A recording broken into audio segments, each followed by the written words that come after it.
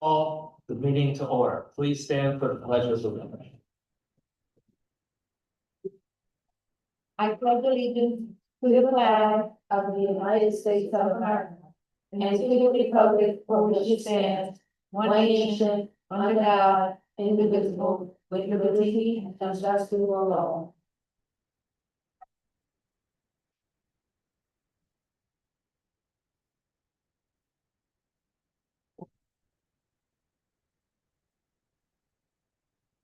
As you may know, we usually start the meeting with public comments. We ask that they not be personnel matters, identifiable things, and we allow 3 minutes.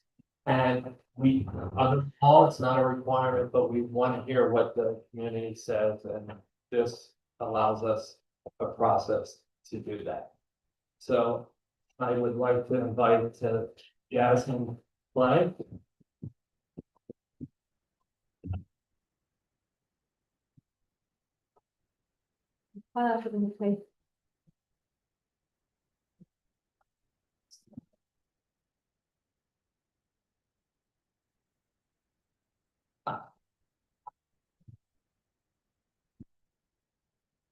Good evening, members of the board, Superintendent Mott, and community partners. My name is Jasmine Clay, and I'm here tonight as a mother, an advocate, and a community partner who has worked hand in hand with this district for years.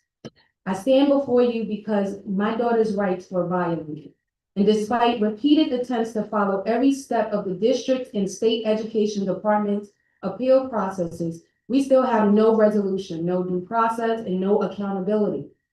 On September 18th, my daughter, a 15-year-old, was pulled from class twice, questioned without parental notification, searched by 2 male administrators behind a closed door, denied the right to call me, and ultimately suspended with no evidence of wrongdoing and no vape ever found.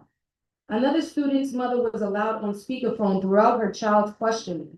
I was not contacted until 5:04 p.m., long after everything was done. The next day, I came to the Poughkeepsie High School and waited outside nearly 3 hours before anyone spoke with us. During that meeting, which I recorded, administrators contradicted their earlier statements, admitted to procedural mistakes, and confirmed that not all students were treated equally. Due process matters, policy matters, the law matters. Under Education Law 3214, parents must be notified immediately, given an opportunity for an informal conference before a short-term suspension, allowed to hear the allegations and present their child's version of events, and permitted to question witnesses when feasible. None of these rights were honored. Under FERPA, I am entitled to records necessary to understand the basis for disciplinary action. My requests for documentation, video review, and incident reports have all been denied. Under the district's own policies, cross-gender searches require reasonable measures to ensure student safety and dignity. This was not honored. What happened since is troubling. On October 1st, I received an incident summary denying violations contradicted by the recording meeting. On October 15th, I have filed my appeal at the board meeting. Over 6 weeks, I received confusing communication and a mistakenly scheduled resolution meeting, then a cancellation followed by a letter attempting to issue a final determination without ever speaking to me or my daughter. This is not how due process works. This is not how appeals work under the Board of Education policy or state law. And this is not how we protect the children of this district. Tonight, I am asking for 3 things. A formal review by the full board of the violations outlined, immediate correction of the disciplinary record for my daughter, a corrective action plan to ensure this never happens again to any student. I am not here to attack anyone. I'm here because I believe in this community. I believe in our children, and I believe in accountability and truth. If I, as a longstanding partner of this district, can be shut out to due process, what happens to families who do not know how to use this system, who are afraid to speak up? Tonight, I'm doing what I teach your students, using my voice to advocate, to protect, and to demand fairness. Thank you for your time.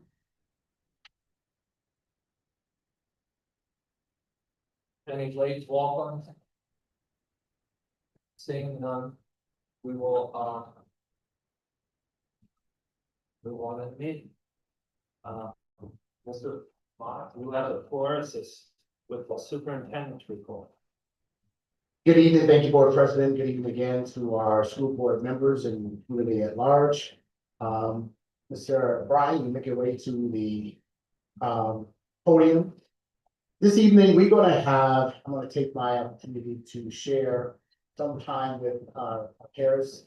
They presented us with a proposal to create a comprehensive safety, security and emergency management plan for the City School District. That I'd like them to share with the board and the broader community about 6 to 8 slide presentation on the services, the work that they would include in their analysis and comprehensive overview for the City School District. So I'm going to again share a few minutes of my time with Brian so he can introduce himself and share with the broader community his presentation on district-wide school security. Great, thank you, Superintendent Mott. Thank you to the board. My name is Brian Shanahan. I'm the Senior Vice President for Alteris Consulting Group. Just a very brief background. We've been working with K-12 schools in New York for about 17 years now. We work with schools from the city of Buffalo all the way up to Bridgehampton, Long Island. A lot of work right here in the Hudson Valley as well. About 85 plus school districts alone in New York State. Our work, as was described, and I'll briefly go through what our work is going to be with your district. We start with an assessment process. The assessment is not an audit, it's an assessment. You look at all the positive things the district is doing, and being able to highlight that in the report. Go to the next slide. So the assessment itself, right there's good. The assessment process, we basically will look at, we conduct walkthroughs through each of the buildings, looking at both policy, procedure, infrastructure, things along those lines. We have a team of folks. We have our in-house office folks, and we also have a team of consultants. Myself and another consultant will be working directly with the City of Poughkeepsie School District. Part of the facilities and emergency plan walkthrough is where we are with compliance with New York State. We want to make sure that, as we all know, NICET sometimes comes out with some last minute decisions and legislative decisions where we have to implement in schools. That really has to be implemented not only in our district-wide public-facing document, but our building level, our confidential building level plans. So we will go through those to make sure we are in compliance and work with you through the 25, 26, 27 school year to make sure all those plans are prepared to go and ready to be uploaded by October of every year. Part of the assessment process as well is looking at those improvement opportunities. Again, like I said, we highlight the wonderful things the district is doing, and anything that would be an improvement opportunities, policy, procedure, practice, drills, anything along those lines that we would be working with each of the buildings, looking into. We would post the improvement opportunities. We're going to come up with a assessment report. The assessment report is very extensive. It is going to talk about best practices nationwide, as well as all the compliance pieces for the as far as New York State is concerned. The improvement opportunities, there is a discussion, is never dropped on the district to say, here's a report, good luck. We work with you when it comes to reviewing that report, reviewing and prioritizing some of the things that are in the report, working with you as far as budgetary.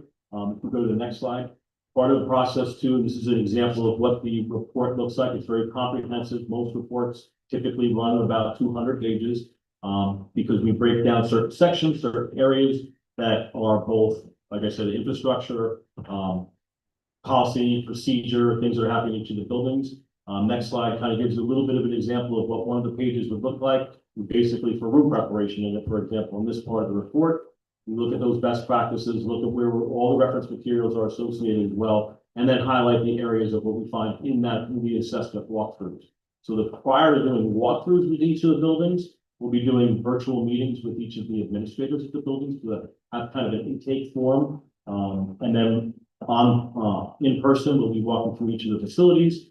Inside, out, don't need to see every classroom, but looking at majority of classrooms, we will take some photos. To be clear, any photos that will be taken will never involve any photos or images of any of the students that are in the district. It really is just if we are highlighting or need to clarify or show an example of something that we found during that process, that would be a part of the report itself and be added to the report itself. Our next slide. Once we've completed the assessment report, that comprehensive report comes through, we review and prioritize, like I said earlier. And part of what is taken from that assessment report is what you see on the screen here. We work with you to create a project management sheet. We just don't want to bring it into a report and say, good luck. We want to work with you to say, where do we need those improvements? How can we help? Part of that prioritization, and then it allows you to almost have a scoreboard. Based on the, everything that we found, the buy-in from the district, we create the project management sheet, which is a very workable document, where it explains some of the things that need to be done for compliance purposes, but also gauges us with some short and long-term goals. Many of the short-term goals, for example, here it talks about 1 to 3 months. There are many things that are going to come out of the report that don't cost anything, which is always nice to hear for a school. So something doesn't cost anything, it could just be some training, policy, procedure kind of pieces. Other things that we may work with you to help prioritize are 2, 3, 5-year plans and lay that all out so we're completely transparent and always want to document everything as we move through our project management sheets. Our next slide here. So our emergency management program. So basically what to expect for you as a school district. Our next slide, we'll talk about the emergency management gets into our plan development. Like I referenced earlier, our emergency plans are so important, not just for the state purposes for compliance, but they are our workable documents. Those are the plans of our response and preparation to keep a safe school even safer. Staff development training. We'll be working with your building level emergency response teams as well as your administrator.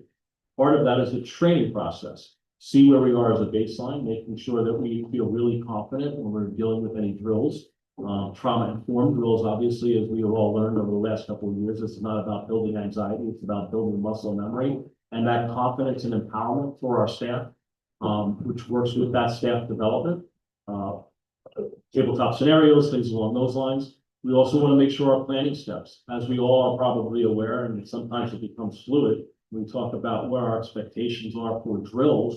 Right now, we're expecting to do 8 evacuation/fire drills and 4 lockdowns at a minimum. That may change depending on legislation, but we just don't want to ever check the box. We want to make sure people feel confident to know what our next steps would be in the event anything could happen. And I have hardly even say, in my training, when do emergencies typically happen in schools? At the worst possible time. A lot of times it's the day before vacation, the administrator's out of the building, 19 subs are in the building, there's bad weather out. That's usually when we're responding to emergencies.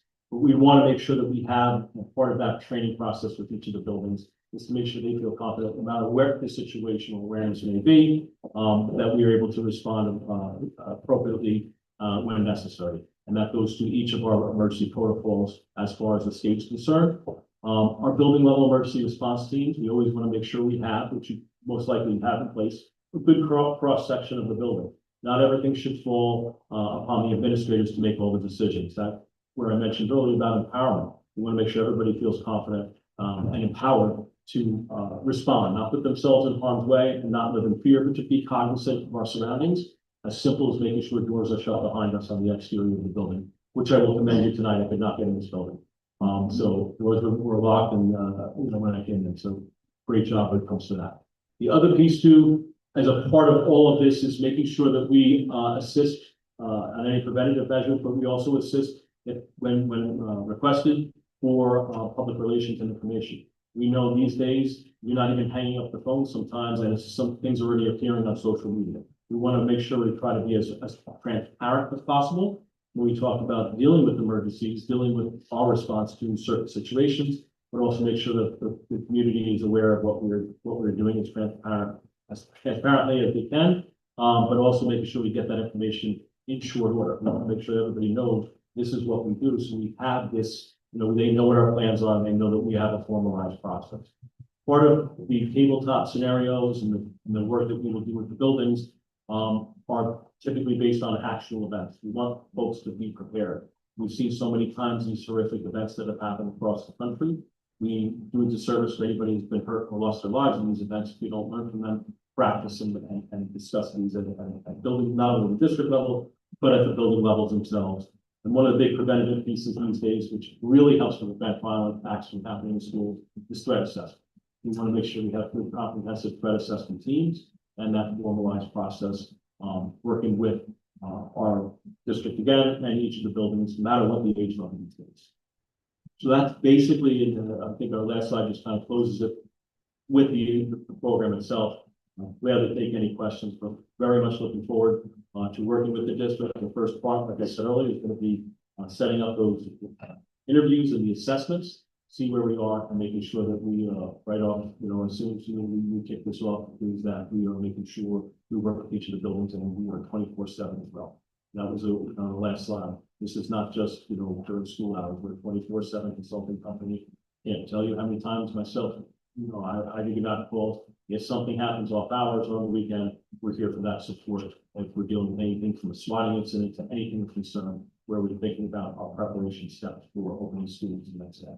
Other than weather, I can't. Thank you, Brian. Thank you. You can go back to the last slide. I think safety and security is our priority here. It's the reason why, and that's Brian to come in today to present. We had some conversations here regarding our school emergency plans. We had to submit those mid-October. We want to get in sync. We want to get a comprehensive professional to come in to look at our plans for the district, building safety of all 8 of our buildings, including this one, and also make some recommendations. So we know what we're working with to ensure that all of our faculty and staff are always safe, and our procedures are followed to be in compliance not only with SCD, but also have buy-in from the broader community, why we do what we do to ensure our faculty and staff are always safe.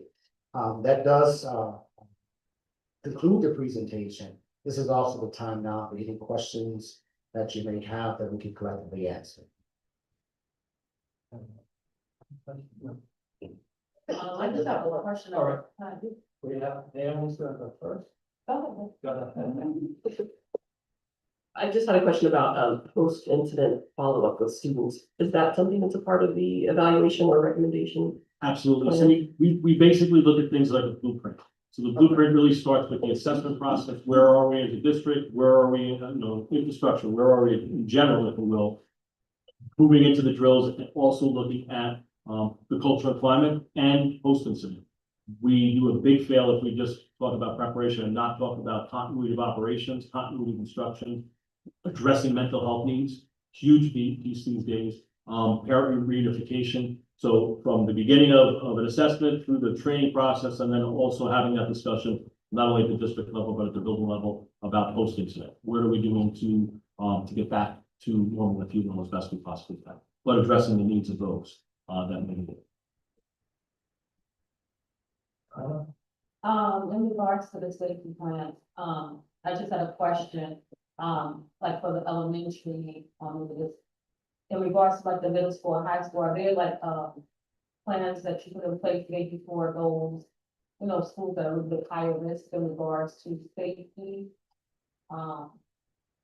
So we are required to work with the state. We are required to hit certain compliance needs as far as New York State's concerned with the confidential building level plans. Again, which would not be a public facing document, Right. but we get specifically, these are not just templates, we get into specifics with any areas that have we found through the assessment process, anything we need to add a little bit further to, as far as plan, response, prevention, would be in that writing piece with those plans. But again, at a confidential level, which would basically be for eyes only, which is you as a board, and our district and our building level. Our secondary schools are large in terms of capacity, a lot of doors, a lot of windows. Even when you think about arrival, dismissal, so your comprehensive assessment, will you be looking at all of those steps to make a recommendation? Yes. So our typical, just to give you kind of a typical building assessment, starts the day with prior to arrival. What does the building look like prior to arrival? What does the arrival process look like? What doors are open during that time? Do we have supervision? Where is our communication? What is the building look like once arrival has completed? What do the doors look like? Where are staff, IDs, the vetting process, and everything from how the building runs. Sometimes they'll do an arrival at one building, do a walkthrough, and depending on the size of the building, and then go to another building and watch the dismissal, and then come back and take a look at the dismissal. We'll also try to make sure we even look at things along the lines of lighting, PA systems, all that, and some items can't necessarily do during the school day, maybe after hours. And always taking a look at the after-hour plans in each of the buildings as well. Whereas any susceptibilities, any areas that we look for those improvement opportunities, we are never gonna come back to you as a district to say, okay, you gotta buy all this stuff if you will. We don't sell anything, we are very vendor agnostic, so anything that we talk about for our assessment, we're not looking to push you in any direction as to purchases. That's where we come back to you and we have this conversation about prioritizing, budgets and things along. I think right now, to me, that focus is definitely in that middle school and high school. Cause the elementary schools, I'm not taking away from it, but, you know, they're pretty well when it comes down to, you know, the parents drop them off the bus. But the middle school is a little concerning, and also the high school, because now you have more individualized walking and, you know, kids with their friends, and just the safety of the building in a total, how people get in, you know, and that's important. Absolutely, absolutely. And those absolute things we look at. Thank They're off the wall questions. Are you gonna look at our ICE protocols in our schools, and asking you to work on the protocols and what we do, if ICE shows up at our campus? So we would always defer to legal when it comes to that. We do have had conversations about, you know, if doors, typically we want to see that doors are all locked during the course of the school day. We're not turning schools into any type of prison-like atmosphere as far as infrastructure, but the idea is to have that good, safe learning environment behind those locked doors. And nobody should be in our buildings unless they've been vetted by way of visitor, through our front doors or our readers, if that exists, or if they are an employee, they're allowed to be in the building. The biggest thing as far as protocol would be concerned, it would be something that we would revisit and have a conversation about. Most schools, obviously, this is an area of concern, but always have to defer to your legal when it comes to that. But as far as the building is concerned, there are the protocols that are in place that doors would be locked and potentially we need to have a conversation with the administrators. Most of the time, would be deferring to a district office for a follow-up to that. Do you look at, or take a reading on, multilingual, because we have a large population of non-English as a second language, and do you have some protocols, check on that and recommendations of what is that part of that? Absolutely. Part of the question, that's why that intake, part of the questions that we asked are some standard questions that lead us to doing a really thorough assessment. Even to have a parent reunification is a prime example. One of the questions that may be asked is, what do we have as far as parent reunification plans and what that would look like? And we absolutely always take into account if we have to reunite parents or guardians with their students, with their children, do we have some language challenges? We make sure that we have a lot of our forms are both English and Spanish, and we also can have other forms that are associated with any process that maybe have to be implemented when it comes to that. And lastly, we had a tragic accident with traffic. Do you, not that you can fix it, but do you look at that and see if there's anything we can do more creatively? And will that be part of this? Absolutely. When we talk about arrival, dismissal, and traffic plans, there's always traffic patterns that we'll take a look at. Recommendations, we will always work closely. The idea here is to work collaboratively with you and any law enforcement that you utilize as far as traffic plans are concerned, and have some of those conversations based on our experiences, maybe make some recommendations as to traffic flow, students and staff that or parents that may be walking, crosswalks, anything along those lines. Just a very quick example, we did a lot of work recently with the City of Buffalo, where they don't have buses, but there's a lot of foot traffic, a lot of vehicle traffic on a lot of main roads, similar to what we have here. Most of the things that we would look at. And lastly, sometimes our after school activity plans are non-existent. I've been in the buildings in the spring for years, and I never know what the plan is. Do you at least look at our usage after hour, the gym, the whatever, and make sure that we don't shut down our emergency plan at breaking all the systems, but there's still a Yes, after hours will be part of the process as well, talking about the after hour plans being one of the newer requirements with the state this year, to have some of these plans to make sure we know who will be in charge in the event something were to happen. And if there's anything that we can do to make recommendations based on what we see to limit access to certain areas and make sure we have the right supervision of who's here after hours. As far as the buildings and, just the travel, through buildings. I'd like to thank you very much for the presentation. You did an excellent job.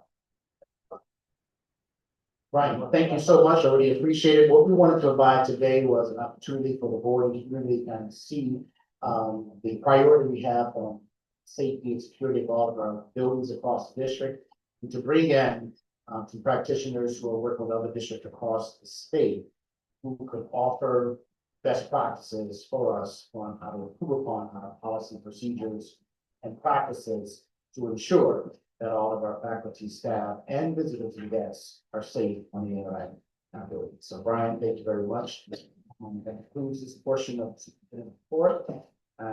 We'll be in contact, sir. Thank you again. Thank you. Board President, back to you. Thank you. Brian, take a seat. We're now going to the Board of Education's report, and it's a busy holiday with a lot of short. I think they only had like 5 days usually between the last meeting and now. So, and if our meetings aren't on a weekly schedule, there may be a few no response. So we could start with our student board member is not here. So we'll move on. Were there any state committees feedback? No, sorry, we're gonna be meeting on the 17th at 11 a.m. So that's what I'll have an update. December 17th. December 17th. And is the state committee an open committee for anybody to come? I believe so. All right. So anybody wants to there. The capital improvement facilities committee. We did have a presentation at the last board meeting. And we had anything beyond the presentation, or we did have some follow-ups where we go through a corrected plan and look at it. Did I say that right? That is And then have an update on the follow-ups. That is correct. You have anything? No, the facilities committee, I was not present, I was at the conference at that meeting. And I believe it was just discussed part of all the phases, phase 3, phase 4, and phase 5. It was, Yeah, so I cannot talk about the details, as I was not I present. think I mixed up because I wasn't that, and we reported out the last meeting. The finance committee, the one I Yeah. was addressing where. Finance No, committee or it's had, the audit committee that we had to contact. yes, and the finance committee had the presentation that we've seen from our internal auditors on the federal grants. And Ms. Sanford is working on she finalized the corrective action plan, and the resolution will be presented at the January board meeting. Covered for the finance and the audit committee. Yes. Audit committee is going to be scheduled sometimes end of January. After we have a risk assessment scheduled with our internal auditors. Our risk assessment has to be done yearly, so it's mandatory to be done yearly. So after that, we will meet the audit committee and discuss the results of the risk assessment. Student achievement. Ms. Turner and I, had a placeholder meeting scheduled for next Wednesday from 5 to 7 p.m. If that is okay with the board, we can move forward with the meeting at that time. Right, and I can answer the email without typing. I can go do earlier. Okay, yeah, but that date works for everyone. Student support. committee. Right, that's my. Right. I met with, Dr. Palmer, and I was very pleased, with the meeting, the last meeting we had a, the concern, of course, is, an extra division head, the need for more qualified people. And just getting the building principals on board with the state and just the requirement, working in collaboration with the, the principals learning, the things that, like I said, that are proper with students with exceptionalism in a disciplinary procedure. Okay, so that's important. And, we're doing pretty well. We have a next meeting. And, I'm very pleased with everything that's going on with student support. And when's the next meeting? It's like, I believe it's the fifth, Dr. Coleman, correct me if I'm wrong, the fifth, tomorrow. Friday. Friday. Not tomorrow, Friday. Oh, Friday, yeah. All right, the policy committee, Fatima has done a lot of work She has, she's on the, she's, celebrating a birthday that, I don't know if it was 20 or, she's celebrating her birthday tonight, and so. Actually, it's Friday. That's right. Friday. So why don't you want to go on? Just quickly, I will just share that the policy committee did meet on November the 18th to review the policies that we review annually and the policies that need legal guidance. The remaining policies were, of course, reviewed in sequence. And as stated by Board President, the committee has done quite a bit of work looking at policies. We are also going to be focusing a little bit more on the district code of conduct. And our next meeting will reconvene on December 12th. And there was a big section about. Or has something more. All right, there was a very, a safe work call, free harassment. Is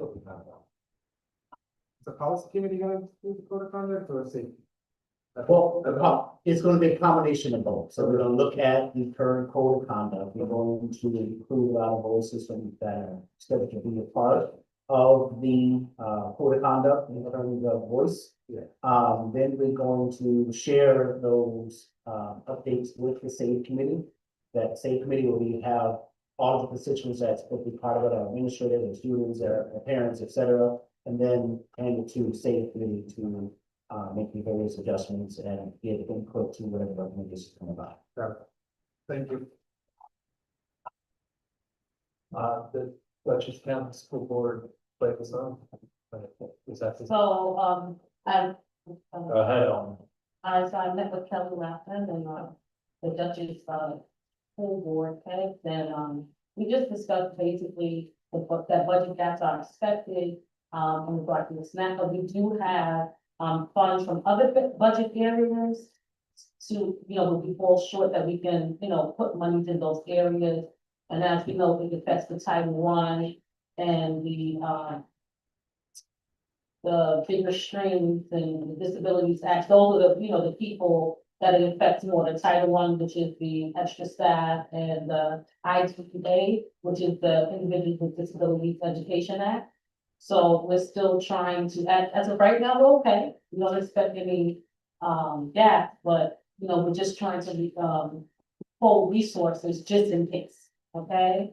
The states are required to balance their budget for keeping funding for next year.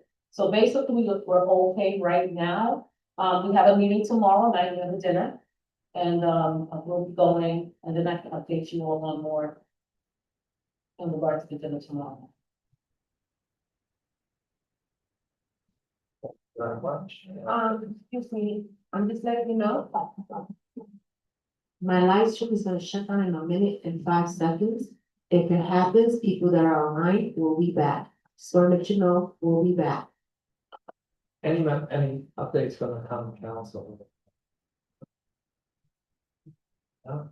All right, I made it on it again, so are we gonna just take a brief pause? Less than a minute, and then I'm gonna figure out how to finish. My settings have been changed to those, I'm gonna call them tomorrow and find out. So we maybe have more than 40 minutes, which is weird. We always look at those. All right, so let the public know we're gonna be in the pause. We're gonna, little pause just to, recycle. Here's Kate, That's what happened, hold on. here we go, we'll go through it again. This is weird. I've never had a 40-minute meeting. You're trying to tell us something. But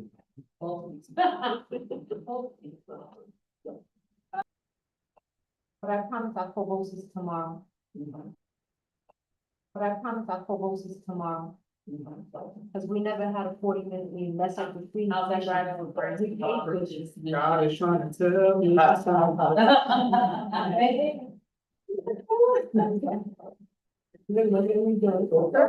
I went back in from scratch. We do.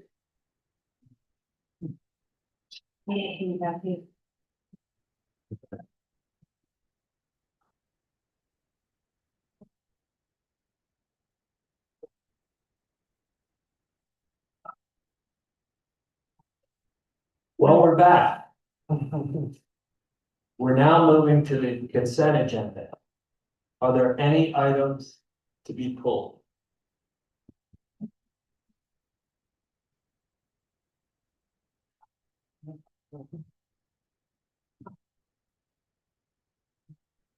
If there are none, is there a motion to approve the consent agenda items, including the following sections? District clerk, treasurer, personnel, pupil personnel, finance, administration, and superintendent. So move. Second. Motion carries. Hey, that's what. Is there a second? Oh, discussion. I'm gonna leave with it. We had to pull some resolutions, so some people could have read them, especially the trips. So any students or faculty there, they weren't, we just had to change some of the wording, and we're working on that. It wasn't a negative statement, they just weren't ready for publishing yet. We had a little, snafus, and I could also say that about, we have a fine group of employees, and we have their contract approval, we'll also have to clean that up. So it looks a little like the title page, things like the title page, which that's on the approval. That's in here to be approved. Right, I'm gonna say we're just going make it look a little nicer. All right, but yeah, I don't think I just wanted to say that from the screw up. That's okay. All the important stuff, All in favor? all in favor. Aye. Aye.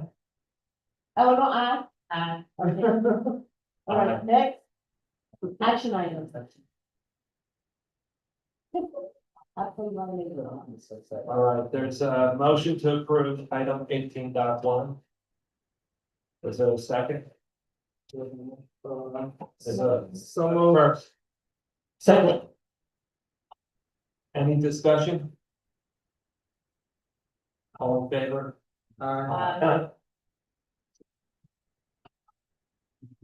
18 through 12 to 18.30, these are policies and second readings. I'm asking the board if they will be okay to group these for the vote. If yes, So move. Second. all in favor? Aye. And that approves items 18.2 through 18.30. Correct. We also grouped 31, 18.31, and 18.44, since these policies are a first reading, and asked the board if it will be okay to give these for a vote, if yes. So move. Second. All in favor? Aye. Aye. Carries. Are there any walk-ons? Is Yeah. there a motion to walk on items 19.2, 19.3, and 19.4? So move. Is there a second? Second. All in favor? Aye. Aye. Any questions? Any discussion? Yep. All right. As I said, some of this was live and there wasn't a 19.3 as I ate turkey leftovers and red chicken.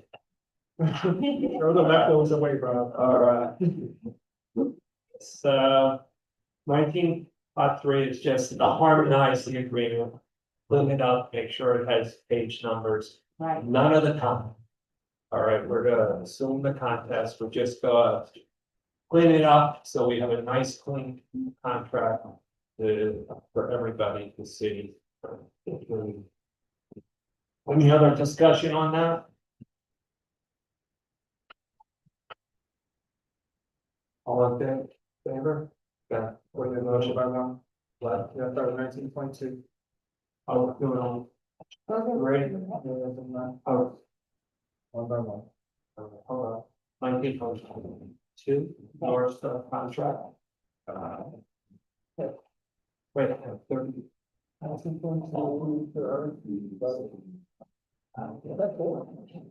Yeah, you have an old, hold on.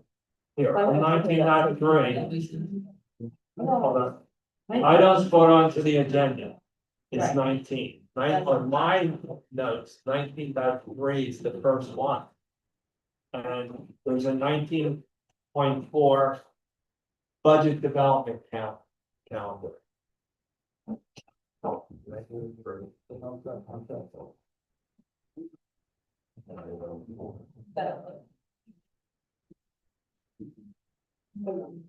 Yeah. But we have a board meeting.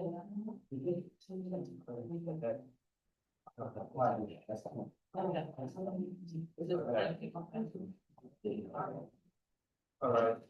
So for 19.2, sorry, I didn't have this. All right. I'm going Jamar. All right, motion to walk on items 19.2, 19.3, and 19.4. Approval. The approval of the special education program. Audit. RFP for the evaluation of special ed. Then there's. 19 one, yeah, sorry, the motion, So move to approve 19.2. all in favor? Wait, second. Not all in favor? All in favor? Aye. Motion carried. We're now up to 19.3, harmonized agreement by and between the Board of Education, the city schools. With the ASCME local 3209. So move. I have a discussion. All right, About this that. discussion, Yeah, just one. All right. In regards to the, township tax discussion with the contract, just moving forward, I just wanted to say that you need to review these documents and then its entirety and make sure that they are legally correct and, looking professional. Before we can hand these over or even, do anything to approve them, they have to have an agenda and it has to be legally sufficient and correct. So I'm hoping that it can be, revised and done professionally. For that, they have a contract that's legal, binding, and it makes sense to the board. That's the question. Can we approve it with a contingency that that work is completed?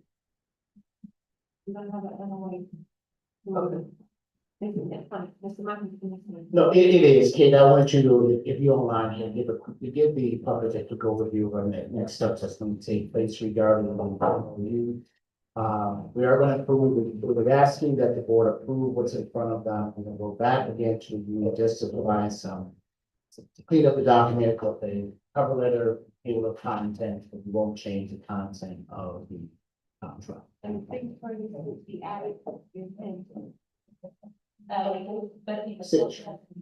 Correct. Just, if it's handed over to the contract, just make sure it's legally sufficient in regards to the contract. Yeah, Mr. Syracuse is Okay. working with with our legal counsel to ensure that the language in the contract is legally binding. And so we will go back again to make sure that it's cleaned up and look appropriate for the public. Once again, we're asking the board to approve the content once we have our info in a way. We won't change the content, we'll just add the table of content, cover page, signature page to the doc. Thank you. Usually after that, all our contracts go on the district website as well, after they become final. So after they get cleaned up, they're all on the district website, so the public can go and look at them. That's what I'm hoping, because of the way it stands now. For once it's provided, you know, we wanna keep our professional demeanor, make sure that it looks appropriate. No.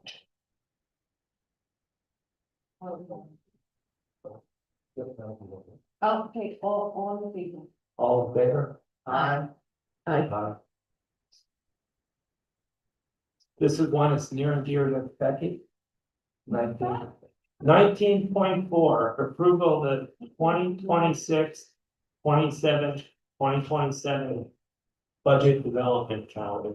This is the one my wife's waiting to see, so she can plan all our activities. So moved. Second. All in favor? Aye. And we're done. All right. We're gonna have the board. Mr. Okay, there you go. So include the. There are no, I'm sorry, board retreat. Yeah, well, that's what I was asking.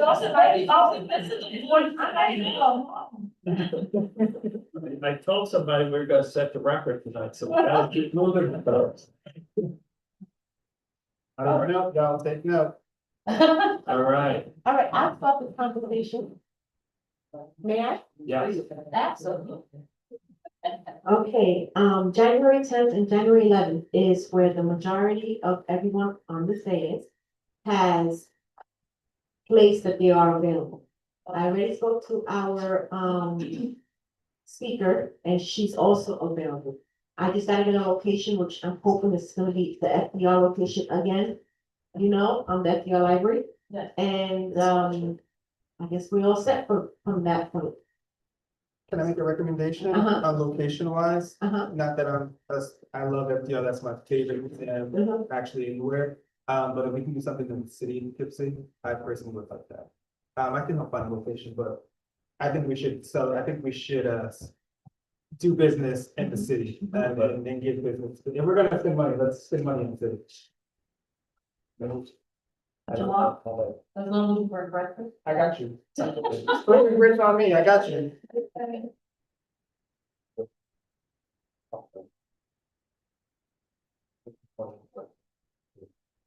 As long as they have equipment that I don't have to bring computers and I mean, I laptops. can give and five journals five, and stuff. municipal building 505 on Main Street. It's open to us in the public. Yeah, there's places, Mrs. Turner says she knows things too, right? So you wouldn't be that. I just feel more comfortable spending money in the city of Poughkeepsie. If we're gonna spend taxpayer dollars, let's put it back into. I like that, I like that. I like that a lot.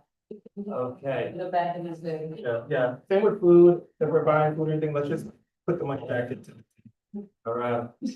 That brings us to, for informational purposes, 21.1. Budget transfers, all the budget transfers. For information, so we don't need a vote. Now we're on to superintendent comments. Thank you so much. Thank you so much, Board President. Thank you again, board members, for a very good Board of Education meeting tonight. I hope everyone had a really restful Thanksgiving break with their family and friends. We are now approximately 3 weeks or so away from another long break, winter break. And I'm encouraging all of our families and students to ensure you're in school every day. Attendance matters. And we're encouraging all of our faculty and staff to put forth incentives and motivations to ensure that our students have a sense of belonging in all of their classrooms and all of their schools. So once again, thank you all for a very productive meeting tonight, and look forward to the next. That concludes my comments tonight. Thank you, Board President. Thank you. All right, that brings us to Naomi. I just wanted to briefly speak to the ongoing trend of staff resignations. I know we saw a lot of resignations in this board meeting tonight. We continue to lose strong educators. And this has real implications for our students and for our school stability. At the same time, I do want to acknowledge and thank the many staff members who remain committed to our students year after year. I'm not asking for any personnel details, but I think it would be nice for the board to get just high level insight into some patterns that are affecting retention. Any exit interview themes or trends that could help us understand why we're losing so many dedicated staff members. Having that broader view will help us support administration and ensure that we're creating conditions where people want to stay. Thank you.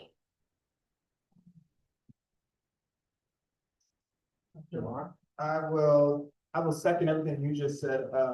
I think that's really important. I never thought about that. Not having details, but thematically, what are we seeing when people are resigning? I think will help us paint a picture, even if it's building by building or however it is. I think this would help us with hiring, with developing our staff, to see the trends, fix it, and do better. So thank you for that. I never thought about that. Also, I want to give a shout out to Dr. Scott over at Clinton Elementary. Last month, he had a literacy night for the parents, which I've been talking about since day one on this board. Literacy, literacy, literacy. Not just for our English speaking residents, but especially for our Spanish speaking residents. I think it's important that our Spanish speaking parents have access to English education or E&L courses to help support, so they can help support their children. I've said this before, if a parent can't read, their child's not going to read. If the parents can't do it, then we can rest assured that the education that the kids are learning in school is not being reinforced outside of school. So shout out to Dr. Scott for taking on that initiative. I think it's something we should do district-wide, citywide, county-wide, with this growing population here in Dutchess County and in the city of Poughkeepsie. Also want to give a shout out to Mrs. O'Connell over at Truth Elementary School for a wonderful, wonderful, wonderful Thanksgiving Day parade. I had so much fun being the turkey. I felt like a little celebrity. All the little kids wanted to take pictures with the turkey and the note or eat ham sign. So I really, really enjoyed that. I think that's the type of things the community wants to see. A lot of times when I read the newspaper and get alerts on my phone, it's always a shooting, something negative, something crazy that happens in the neighborhood. It was so refreshing to see right before the holiday, all about Truth Elementary School, all over social media, all over my news break app. So it was great to see. I think these are things we should continue to do, especially on the both side. Keep these kids active. They had so much fun, and it was so cute. The Festival of Lights here in the city of Poughkeepsie will be this Friday down at Warriors Park. We'll be lighting our annual Christmas tree. Come down, bring your children. There'll be some marshmallows. We're gonna roast marshmallows on the grills down there. We're gonna have some hot chocolate, some cookies. There's gonna be vendors down there. It should be a little fun day. It'll be from 6:30 to 5:30 to 7. 5:30 to 7 down at Warriors Park. It's sponsored by the city of Poughkeepsie Festival of Lights. So please show up, bring your children, bring your families for Festival of Lights. And that is all I have. Thank you.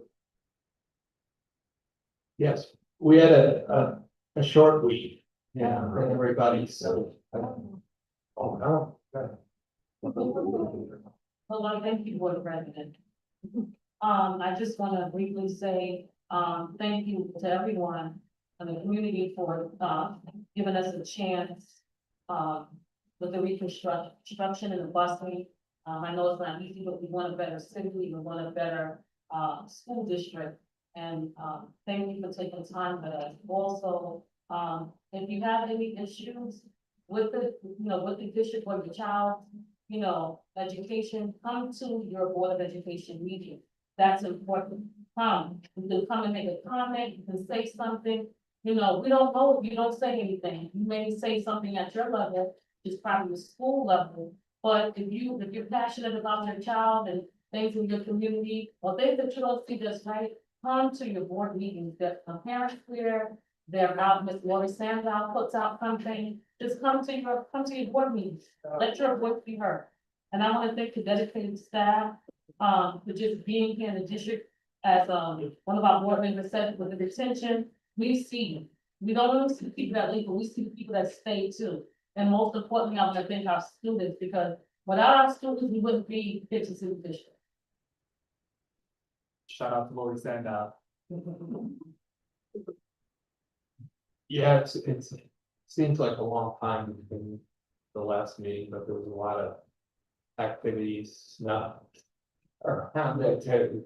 Seems like it was yesterday. So, but I want to give a shout out.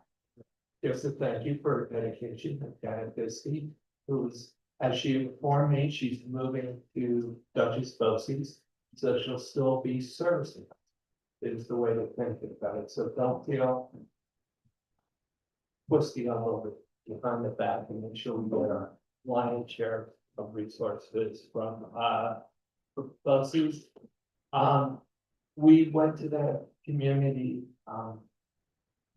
for the Hispanic community for the breakfast, where they really talked about the impact of what's happening to the Spanish community. And if you look at any of the surveys, even well-off people who've been here for years, 40%, between 20 and 40% of them feel at risk and don't want to drop their kids off. Some go park on them. And so we have everything we should have in place so that we become the safe place to interact with in the county. And I have, yeah, you're good. All right. And I have, you know, I want to talk about something I really care about, which shows. So, and along that line, where's the union when you need them? I was going to say, translation's hard. And I just ordered my iPro 3s, and you're supposed to be able to squeeze it and have real-time translation. So I'm willing to buy one if we have any teachers or readers who want to try it. You know, it's not a lot of money, but you know, but if you tell me, if they tell me right away, I can order them and still get my discount on points. So, and with that said, as we go forward to just as busy weeks between Hanukkah, Christmas, travel, all the other three I forgot. And Becky's birthday. Take care of yourself. With that, I'm not gonna close, I'm gonna let Mark try to say something. Yes, this is just to piggyback on what you're saying about ICE and parents and family children updating. Just keep in mind, the city of Poughkeepsie is a safe city. The Common Council passed a resolution in 2017 declaring the city of Poughkeepsie a safe city. Our city police, our city administration, we do not work with ICE.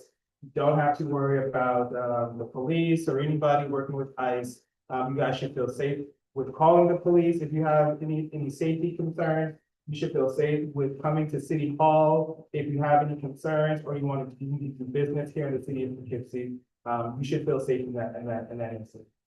Especially women, there have been an increase of women being afraid of calling the police or in domestic violence situations. Please do not feel afraid to call our city of Poughkeepsie police. If you are undocumented, you do not have anything to worry about when it comes to being turned over to ICE. That will not happen in the city of Poughkeepsie. So we should, our students and our families, please understand that our city will do everything we can to protect your rights here in the city of Poughkeepsie. I can only speak for the city of Poughkeepsie, not the rest of the county, but as a resident of the city, I want to ensure that our families feel safe here. Thank you. With that said, is there a motion to adjourn? Did I say that? Second. So, Second. all in favor? Aye. We made it before 8 o'clock.